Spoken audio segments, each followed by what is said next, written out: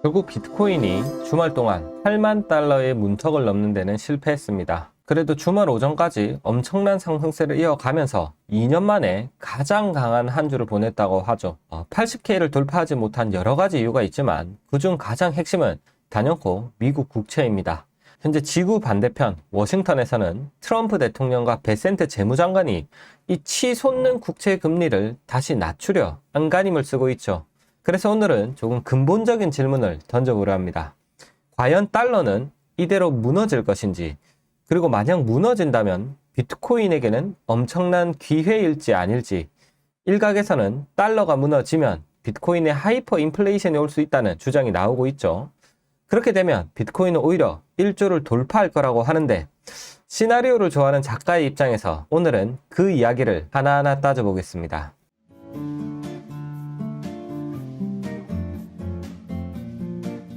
반갑습니다. 저는 코인부자입니다. 우선 지난 한 주 무슨 일이 있었는지부터 한번 정리해 보겠습니다. 지난주 비트코인은 주말 오전까지 상승세를 이어가면서 8만 달러 바로 아래까지 올라왔습니다. 이더리움과 솔라나, 리플 같은 주요 알트코인도 엄청난 상승이 나왔죠. 그래서 저도 우리 구독자분들도 굉장히 많이 설렜을 것 같습니다. 실제로 이번 상승이 비트코인 시장에서 거의 2년 만에 가장 강한 한 주였다고 합니다. 물론 아쉽게도 80K, 그러니까 8만 달러의 선은 넘지 못했죠. 그렇다고 해서 그게 앞으로도 못 넘을 거라는 이야기는 전혀 아닙니다.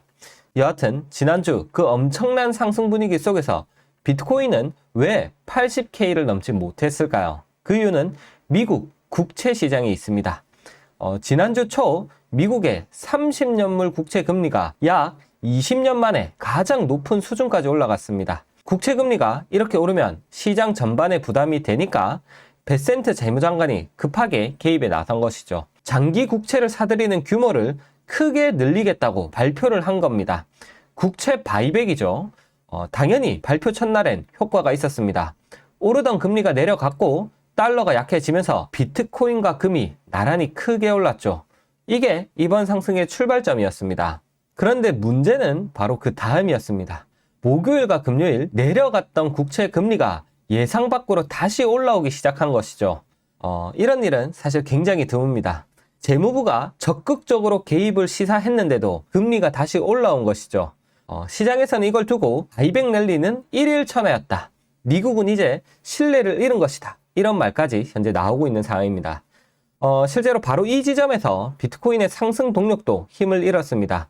만약 30년 국채의 금리가 계속 낮아지기만 했다면 이번 주 8만 달러가 아닌 10만 달러, 아예 100K를 넘겼을지도 모르죠. 자, 여기서 요즘 유행하는 그 수싸움이라는 것을 저도 한번 해보겠습니다. 어느 순간부터 비트코인판에 이 수싸움이라는 단어가 굉장히 유행하는 것 같은데 멋진 말인 것 같습니다. 자, 원래 트럼프의 수싸움의 핵심은 바로 스테이블 코인입니다. 그러니까 USDT, 테더, 서클 같은 이 스테이블 코인을 키워서 그 돈으로 미국 국채를 사게 만들겠다, 이런 계획이었죠. 그런데 이걸 뒷받침할 만한 이 클래리티 법안이 자꾸 상원에서 밀리고 있는 상황입니다. 그러다 보니 그 수를 무리하게 밀어붙이는 대신에 베센트의 국채 매입이라는 다른 수를 꺼낸 것이죠. 정리하면 지난주는 총 3개의 장면으로 나뉜다고 봅니다.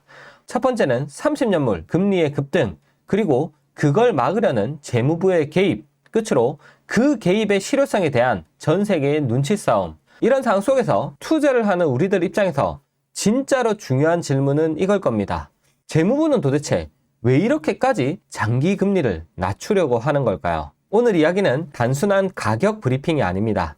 달러의 신뢰가 약해질 때 비트코인은 어떤 상황에 놓이게 되는지에 대한 어떤 총체적인 이야기죠.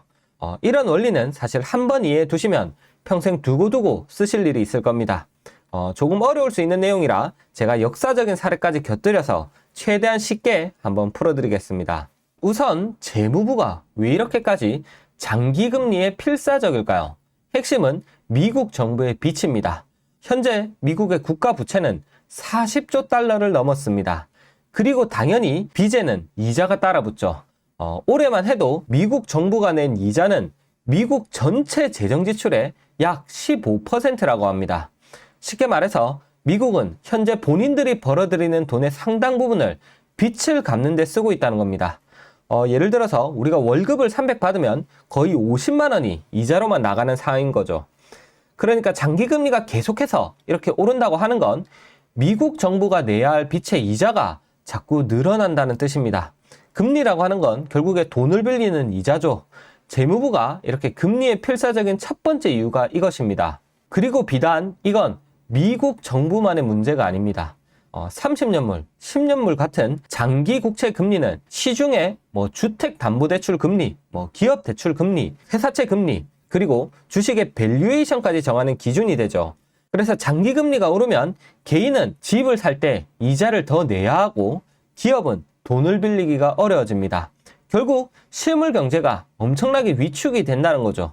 재무부 입장에서는 이걸 그냥 두고 볼 수만은 없는 문제입니다. 자, 그런데 여기서 핵심은 이런 상황에서 재무부가 개입을 시사했음에도 금리가 재무부 뜻대로 내려오질 않고 있다는 겁니다. 지난 6월 말부터 이미 장기 국채를 사려는 수요는 확 줄어든 상태입니다. 시장에서는 이걸 바이어 스트라이크라고 부르죠. 재정 적자는 계속 늘어나는데 물가도 점처럼 목표까지 낮아지지 않고 기간 프리미엄은 오르고 있는 상황입니다. 이런 상황 속에서는 재무부의 개입 규모가 문제에 비해 작다고 시장이 판단을 하면 금리는 다시 올라갈 수 있는 것이죠. 그러니까 제가 이해하기 쉽게 비유를 드려보면 지금 산이 통째로 불이 나서 활활 타고 있는데 양동이 몇 개로 불을 끄겠다고 하면 믿겠냐는 겁니다. 최소 헬리콥터는 가지고 오라는 뜻이죠. 자, 이런 상황을 이해하신 상태로 뭐가 됐던 일단 양동이 수준만큼의 유동성 수혜를 비트코인과 금이 입은 거는 사실입니다. 그 구체적인 원리는 최근 영상에서 제가 설명을 드렸으니까 참고해 주시면 되겠고, 그러니까 중요한 건 이번 비트코인의 상승은 국채와 달러라는 거대한 톱니바퀴 위에 비트코인이 서 있다는 점이죠. 그런데 여러분, 이번에 재무부가 개입을 했음에도 불구하고 금리가 원하는 만큼 내려오지 않고 있다는 건 단순한 수급의 문제는 아닐 수가 있습니다. 바로 더 근본적인 신호, 달러에 대한 신뢰가 예전 같지 않다는 신호일 수 있는 것이죠. 오늘 정말 중요한 내용이 되겠습니다.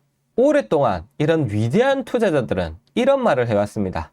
미국에 맞서지 마라. Don't bet against America. 그러니까 역사적으로 미국은 언제나 이겨왔다는 거죠. 그리고 그 힘의 바탕에는 세계에서 가장 안전한 자산으로 여겨지는 미국 국채, 그리고 기축 통화인 달러에 대한 신뢰가 있었습니다. 그런데 지금 그 신뢰가 역설적인 상황에 놓인 것이죠. 미국이 빚을 계속 늘리고 재무부가 국채 금리를 억지로 낮추려고 하는 현재 오히려 그 신뢰가 국제적 시험을 받게 된 겁니다. 실제로 이제 시타델의 켄 그리핀 같은 유명 투자자들은 이미 달러에서 자금이 빠져나가고 있다고 지적을 하고 있습니다. 미국을 승자로 만들었던 그 신뢰에 서서히 균열이 가고 있는 것일지도 모르죠. 자, 그렇다면 이런 일이 과연 처음이냐? 아닙니다. 역사적으로 비슷한 전례가 있습니다. 지금으로부터 약 70년 전 미국은 세계 2차 대전, 이 엄청난 전쟁을 치르면서 막대한 빚을 졌습니다. 그때 재무부는 연준에 국채 금리를 낮게 고정하라고 압박했습니다. 정부가 빚을 내서 싸게 대출을 더 끌어오기 위함이었죠. 그런데 이렇게 중앙은행이 정부 빚을 계속 봐주다 보면 돈이 너무 많이 풀리니까 물가를 잡을 수 없게 되는 인플레이션이 올 수밖에 없습니다. 결국 1951년 재무부와 연준은 협정을 맺죠. 연준이 백악관과 재무부의 압박에서 벗어나 경제를 지키기 위한 독립을 찾은 것입니다. 그러니까 인플레이션을 생각하면 금리를 올려야 하는데 금리를 올리면 정부의 이자가 감당이 안 되니까 중앙은행이 움직이지 않는 것이죠. 그리고 지금 베센트 재무장관의 움직임을 두고 그런 걱정을 하는 사람들은 바로 이 재정우위, 그러니까 1951년에 미국이 겨우 벗어났던 그 상태로 다시 되돌아가는 것 아니냐, 이렇게 걱정하고 있는 겁니다. 사실 통화 가치가 떨어지는 현상 자체는 아주 오래된 이야기입니다. 멀게는 고대 로마에서도 이루어졌고 가깝게는 1970년대 미국이 달러를 금과 바꿔주겠다는 약속을 끊었죠. 여기서 우리가 비트코인에 대한 아주 흔한 오해 하나를 제가 짚고 넘어가겠습니다. 비트코인은 안전자산이다, 아니다, 위험자산이다, 이런 논쟁인데 사실 둘 다 맞는 말입니다. 평소 시장에서 비트코인은 오히려 위험자산에 가깝게 움직입니다. 실제로 비트코인이 미국 기술주와 거의 나란히 움직인 적이 많죠. 그런데 지금처럼 통화 자체가 이렇게 무너지고 있는 극단적인 국면에서는 이야기가 완전히 달라집니다. 비트코인은 양이 정해져 있고 처음부터 디지털 골드라는 이런 내러티브가 있었기 때문에 무너지는 통화의 피난처로 작동을 한다는 것이죠. 그러니까 평소에는 위험 자산, 위기 시에는 안전 자산이 되는 특이한 자산이라는 뜻입니다. 앞서 말씀드린 달러가 무너지면 비트코인 가격이 상상을 초월할 수 있다는 이런 주장은 바로 이런 두 번째 사실에 기인을 하고 있는 것이죠. 이쯤에서 이제 제가 보는 관점을 말씀드려 보면 이번 상승이 비트코인의 두 번째 특성, 그러니까 금과 같은 유동성 측면이 부각된 것은 맞지만 아직 완전히 그쪽으로 넘어간 건 아니라고 봅니다. 그 이유는 비트코인 때문이 아닌 달러의 신뢰가 정말로 무너지는지 아니면 이번에도 위기를 잘 넘기고 유지가 되는지 달러 쪽이 아직 판가름이 안 났기 때문입니다. 그래서 다음은 이 모든 걸 결정할 미국에서 가장 강력한 세 사람의 생각, 수싸움을 한번 알아보겠습니다. 현재 미국 경제는 이 세 사람이 지금 결정한다고 봐도 되겠죠. 트럼프 대통령, 베센트 재무장관, 그리고 연준 의장 케빈 워시입니다. 이 세 사람이 손에 손잡고 같은 방향으로 미국을 이끌어 가는지 아니면 사이가 틀어지고 균열이 생기는지가 앞으로의 핵심입니다. 바로 본론부터 들어가 보면 문제는 지금 이 셋의 방향이 미묘하게 어긋나 있다는 겁니다. 베센트 재무장관은 현재 장기금리를 낮추고 싶어 합니다. 그리고 트럼프 대통령도 낮은 금리를 원하죠. 그런데 연준 의장 워시는 방향이 다릅니다. 그러니까 재무부는 돈을 풀어서 금리를 낮추려고 하는데 연준은 오히려 조이고 있는 그런 균열적인 상황인 거죠. 그래서 우리가 앞으로 지켜봐야 할 첫 번째 지점은 이달 27일에 열리는 잭슨홀 미팅입니다. 여기서 워시 의장이 연준의 독립성 그리고 재무부와의 관계를 어떻게 규정하는지가 사실상 첫 번째 신호입니다. 워시가 결국에는 재무부와 협조하는 쪽으로 가느냐 아니면 이렇게 거리를 두느냐에 따라 앞으로의 그림이 크게 달라질 겁니다. 만약 여기서 베센트, 그러니까 재무부와의 의견 차이가 있다 이런 식으로 말을 하면 엄청난 균열이 생기겠죠. 그렇게 되면 당연히 가장 먼저 대가를 치르는 쪽은 달러일 겁니다. 방향성을 잃은 달러의 가치가 약해지고 그동안 과열이 되었던 이런 AI 관련 밸류에이션 우려까지 겹치겠죠. 그러면 일각의 주장대로 미국이 어쩌면 일본이 겪었던 잃어버린 30년을 답습할지도 모르겠습니다. 그래서 이런 복잡한 상황 속에서 일부 애널리스트들은 그런 때야말로 비트코인이 100K를 넘어서 1000K, 10,000K를 갈 수 있는 신호탄이 될 것이다 이렇게 보고 있죠. 그러니까 그동안 비트코인의 상승을 제약해온 여러 요인이 좀 사라지게 되면서 비트코인의 하이퍼 인플레이션형 상승이 나올 수 있다는 겁니다. 제가 보기에 이건 축복과 재앙이 함께 오는 시나리오죠. 달러가 무너진다는 건 세계 경제 전체가 극심한 혼란에 빠진다는 뜻이고 그 혼란 속의 비트코인 상승은 마냥 반길 일만은 아닐 겁니다. 그럼에도 불구하고 그런 상황이 발생할 가능성이 있다는 것을 우리가 한 번은 알고 넘어가는 게 중요하겠죠. 결국 앞으로 여러분이 보셔야 할 건 비트코인 차트를 넘어서 트럼프, 베센트, 워시 이 세 사람의 공주에 균열이 있는지 그리고 30년 국채 금리가 어떻게 움직이는지 이걸 겁니다.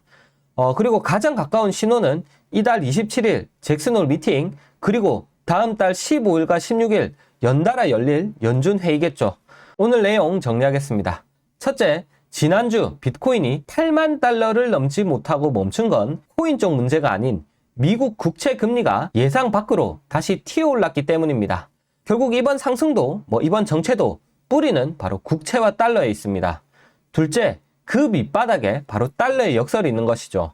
미국을 강하게 만들었던 국채와 달러에 대한 신뢰가 빠르게 불어나는 빚과 재무부의 무리한 개입으로 현재 시험을 받고 있는 상황입니다. 셋째, 그래서 앞으로 트럼프, 베센트, 워시 이 세 사람의 공조가 관건이겠습니다. 이들의 방향이 같으면 질서 있는 관리로 어긋나면 달러 약세와 증시 충격으로 갈 수가 있겠습니다. 현재 비트코인이 크게 상승한 상태에서 이렇게 횡보하고 있는 구간에서 여러분들이 굉장히 좀 심적으로 많이 힘드실 것 같습니다. 하지만 결국 우리가 집중해야 하는 건 현재 이런 위기 상황 속에서 비트코인이 빛을 발하고 있다 이런 것이겠죠. 구독자 여러분은 어떻게 보십니까? 달러의 신뢰가 정말 흔들리기 시작하는 거라고 보십니까? 그리고 만약 달러가 흔들린다면 비트코인에게는 기회일까요? 위기일까요? 여러분의 생각을 댓글로 들려주시죠. 그럼 지금까지 전호코인부자였습니다. 감사합니다.